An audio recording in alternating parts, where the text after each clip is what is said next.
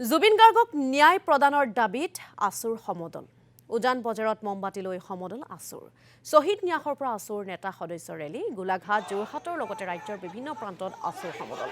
দুখীক অতি শীঘ্ৰে কৰায়ত্ব কৰাৰ দাবী জনালে সদৌ অসম ছাত্ৰ সন্থাই পানী নহৰকা ব্যৱস্থাৰে ক্ষিপ্ৰ তদন্তৰ দাবী জনালে সদৌ অসম ছাত্ৰ সন্থাই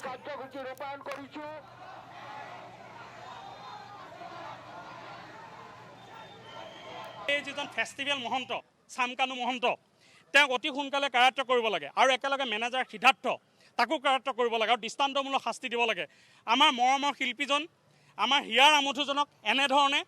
কেতিয়াও হ'বলৈ দিব নোৱাৰি গতিকে এইকাৰণে পুনৰ আমি আজি এই মমবাতি সমদলৰ জৰিয়তে পুনৰ দাবী উত্থাপন কৰিছোঁ যে অতি সোনকালে তদন্ত কৰক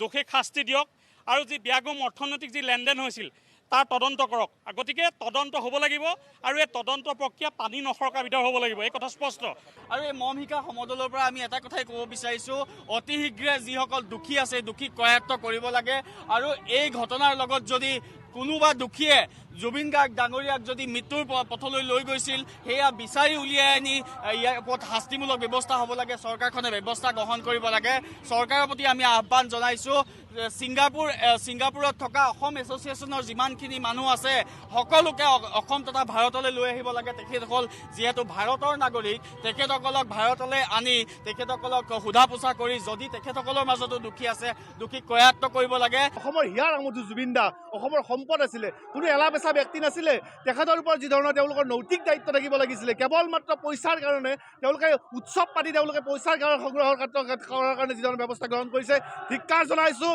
অতি শীঘ্ৰে তেওঁলোকক কৰায়ত্ব কৰিব লাগিব যদি কৰায়ত্ব নকৰে অনাগত দিনকেইটাত কিন্তু অসমৰ পৰা তৎকালে গ্ৰেপ্তাৰ কৰিব লাগিব শ্যামকানু মহন্ত আৰু সিদ্ধাৰ্থ শৰ্মা ছিংগাপুৰৰ অসম এছ'চিয়েশ্যনৰ যিবিলাকে খিকিন্দালি কৰি সাগৰত নাৱত আছিল জাহাজত আছিল আৰু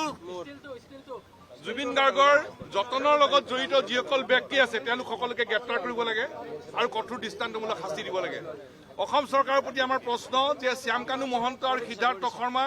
ক'ত আছে অসম চৰকাৰে জানে নাজানে যদি জানে গ্ৰেপ্তাৰ কৰক আৰু জানিব লাগিবই ডবল ইঞ্জিন চৰকাৰ অসম চৰকাৰ আছে দিল্লীৰ চৰকাৰ আছে অসমত ভাৰতত পৃথিৱীৰ যিকোনো কোণত থাকিলেও তেওঁলোকক চুচুৰাই আনি গ্ৰেপ্তাৰ কৰিব লাগিব ডবল ইঞ্জিন চৰকাৰ কৈ থাকে এতিয়া ডবল ইঞ্জিন চৰকাৰ ক্ষমতা দেখুৱাই শ্যামকানু মহন্ত আৰু সিদ্ধাৰ্থ শৰ্মা পৃথিৱীৰ যিকোনো কোণত থাকিলেও চুচুৰাই আনি গ্ৰেপ্তাৰ কৰিব লাগিব আৰু ছিংগাপুৰ আছাম এছ'চিয়েশ্যনৰ যিগৰাকী ব্যক্তিয়ে জাহাজত থাকি খিকিন্দালি কৰি চাই আছিল তেওঁলোককো চুচুৰাই আনি গ্ৰেপ্তাৰ কৰিব লাগিব আমাৰ মাজত এৰি দিয়ক তেওঁলোকক দোষীক শাস্তি দিব লাগিব অসমৰ ৰাইজ জাগি আছে আৰু আইনৰ সুৰুঙাৰে দোষীক ৰক্ষণাবেক্ষণ দিব পৰা কোনো কাৰ্য আমি মানি নলওঁ আইনৰ সুৰুঙাৰে কোনো যাতে দোষী সাৰি যাব নোৱাৰে তাৰ নিশ্চিত ব্যৱস্থা অসম চৰকাৰে কৰিব লাগিব আৰু অৰ্থনৈতিক কথা আহি পৰিছে আমি এইটো হ'ল জুবিন গাৰ্গৰ পৰিয়ালৰ নিজৰ ব্যক্তিগত কথা কিন্তু এটা কথা একদম স্পষ্ট জুবিন গাৰ্গৰ স্থাৱৰ অস্থাৱৰ বৌদ্ধিক সকলো সম্পত্তি তেওঁৰ পত্নী গৰিমা গাৰ্গ তেওঁক তেওঁৰ হাতত অৰ্পণ কৰিব লাগিব ইয়াত কোনো যদি কিন্তু পৰন্তু আমি নুশুনো সকলো কথা সকলো স্থাৱৰ অস্থাৱৰ বৌদ্ধিক সম্পত্তি জুবিন গাৰ্গৰ সকলো এই সম্পত্তি গৰিমা গাৰ্গক অৰ্পণ কৰিব লাগিব দোষীক শাস্তি দিব লাগিব অসমৰ ৰাইজ জাগি আছে আজি গোটেই অসমত এই মম শিখালৈ আজি আমি ন্যায় বিচাৰি আমি ৰাজপথলৈ ওলাই আহিছোঁ আমি সংবেদনশীলকৈ হৈ আমি আগবাঢ়িছোঁ কিন্তু চৰকাৰে দোষীক শাস্তি নিদিয়া পৰ্যন্ত আমি কিন্তু ক্ষান্ত নহওঁ আৰু আইনৰ সুৰুঙাৰে কোনো দোষীক ৰক্ষণাবেক্ষণ দিয়াৰ